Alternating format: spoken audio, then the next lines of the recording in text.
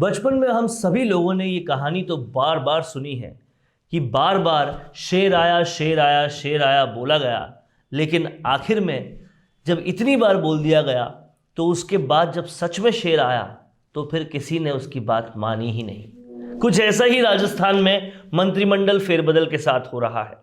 पिछले 1.5 साल से लगातार यही सुनने को मिल रहा है कि अब होने वाला है मंत्रिमंडल फेरबदल, तब होने वाला है मंत्रिमंडल फेरबदल। लेकिन ये कैसा मंत्रिमंडल फेरबदल है जिसको होते होते 1.5 साल लग गया।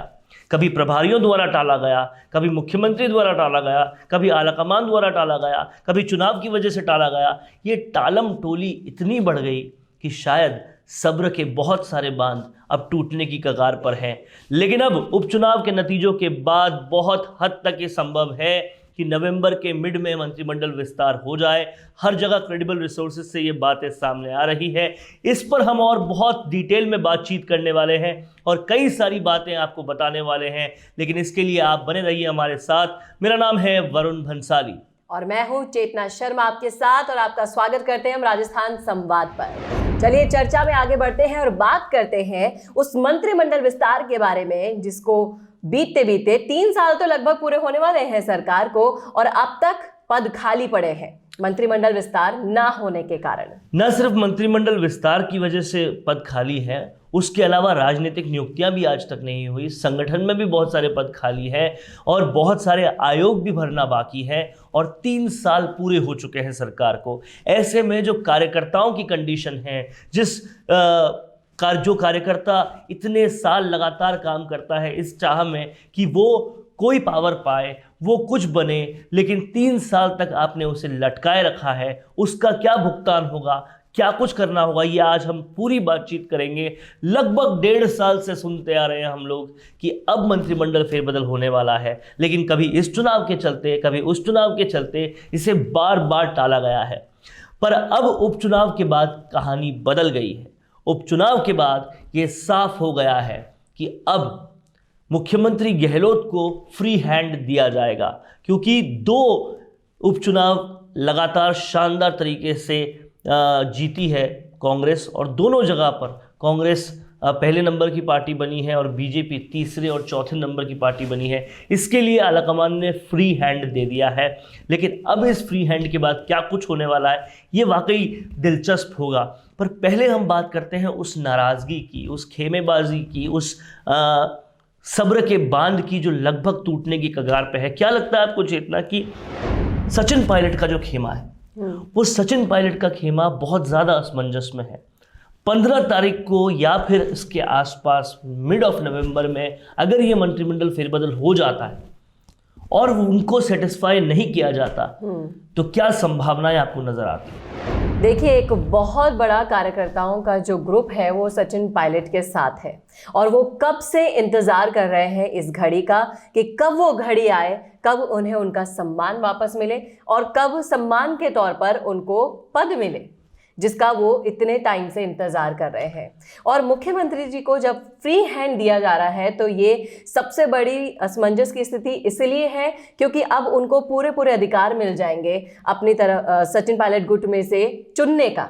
वो अपनी तरह से उनमें से चुनेंगे, और अगर उनको वो काम भी सौंपेंगे तो फ्री हैंड के कारण वो काम दिया ना दिया बराबर हो जाएगा। जाहिर सी बात है, और ये होना पूरी तरह से संभव है क्योंकि अब सारी कमान आला कमान ने मुख्यमंत्री गहलोत के हाथ में दे दी है। और ये पूरी तरह से हम लोग जानते हैं कि मुख्यमंत्री गहलोत और सचिन पायलट के बीच की खटास कितनी गहरी है।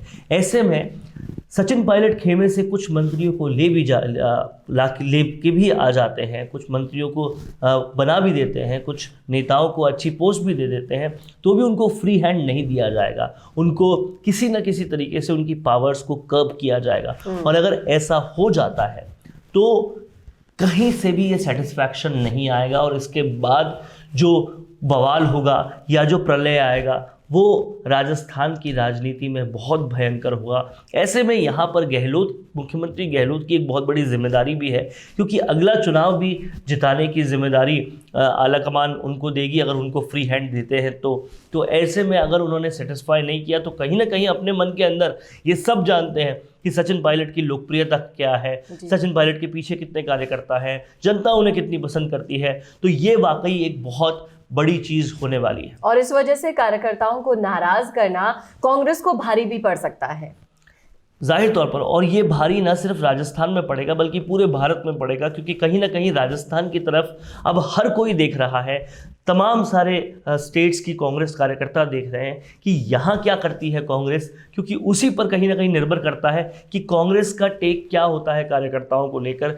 क्योंकि अगर हम इसको ढंग से सोचें और समझें तो राजस्थान वो राज्य था जहाँ महज 21 सीटें थी कांग्रेस की, और 21 सीटों से 100 सीटों तक लाने का काम सचिन पायलट के नेतृत्व में किया गया है, जब पूरी तरह से खाली हो गया था कांग्रेस से एक किस्म से राजस्थान। और उस जगह पर आकर कार्यकर्ताओं के साथ मिलकर संघर्ष करके अगर सचिन पायलट ने मेहनत की है तो उस मेहनत का फल वो खुद नहीं चाहते, लेकिन वो उन कार्यकर्ताओं के लिए चाहते हैं जो उनके पीछे लगे। लगातार लड़ाई उनकी यही रही, लगातार जो दिल्ली गए, मानेसर गए, जो सोनिया गांधी राहुल गांधी से मिले, जो कुछ भी बातचीत हुई उसमें यही बात लगातार आगे रखी गई है। जी बिल्कुल।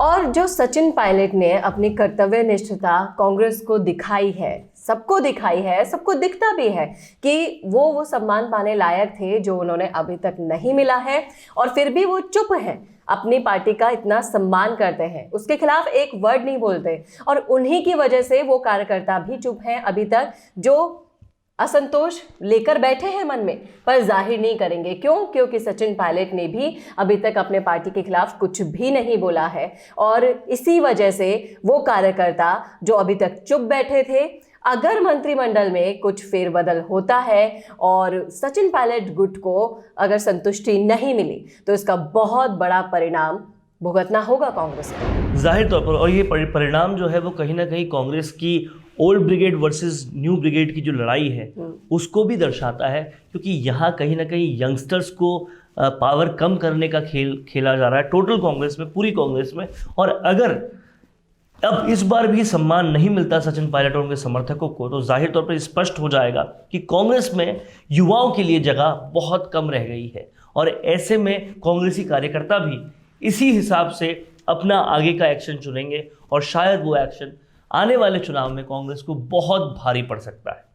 देखिए, मुख्यमंत्री गहलोत जी ने भी अभी मुख्यमंत्री होते हुए बहुत से ऐसे काम अपने अंडर ले रखे हैं, और अभी भी अगर उनको फ्री हैंड दे दिया गया है तो जाहिर तौर पर वो मंत्री तो बना देंगे संगठन बनाने के लिए, लेकिन अपने हाथ में ही सारी शक्तियां रखना चाहेंगे, सारा कंट्रोल अपने हाथ में रखना चाहेंगे, तो मंत्रिमंडल हुआ ना हुआ बराबर भी हो जाएगा। और ऐसे में सचिन पायलट खेमे को सेटिस्फैक्शन नहीं मिलेगा, और वो कहीं ना कहीं आगे जाकर बहुत ज़्यादा कांग्रेस के लिए दिक्कतें खड़ी कर सकता है। तो ये था हमारा खास विश्लेषण। कैसे लगे आपको हमारी रिपोर्ट? आप हमें कमेंट करके जरूर बताइएगा कमेंट बॉक्स में। साथ ही ऐसे ही और विश्लेषण देखने के लिए देखना ना भूलें राजस्थान संवाद। नमस्कार। अपने इंटरव्यू के जरिए लोगों को अपने और अपने काम के बारे में बताने से बेहतर और कोई तरीका नहीं हो सकता, और वो इंटरव्यू अगर ऐसे चैनल पर हो जिसमें प्रदेश के 2,70,000 से भी ज्यादा लोग सब्सक्राइबर्स हो, तो आपकी आवाज को बुलंद होने से कोई नहीं रोक सकता। इसी के साथ उसी इंटरव्यू को हम लाखों की रीच और 3 लाख से भी ज्यादा फॉलोअर्स वाले राजस्थान संवाद के फेसबुक पेज पर भी प्रसारित करेंगे। इसके अलावा फेसबुक के कई ग्रुप्स के जरिए वो इंटरव्यू लगभग 50 लाख लोगों तक जाएगा। प्रोफेशनल न्यूज रूम और प्रोफेशनल एंकर के साथ state of the art studio में लिया जाएगा आपका इंटरव्यू। और जैसा कि आप सभी जानते हैं कि सैटेलाइट चैनल्स को टीवी पर देखना अब लोगों ने लगभग बंद कर दिया है, और उन्हें भी YouTube या Facebook पर ही देखा जा रहा है।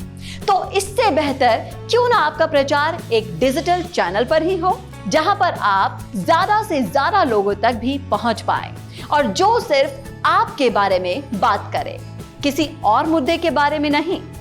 तो राजनीतिक रूप से आपको छाना हो या फिर अपने बिजनेस को बढ़ाना हो, करवाइए अपना इंटरव्यू और पहुंचाइए अपना नाम लाखों करोड़ों लोगों तक।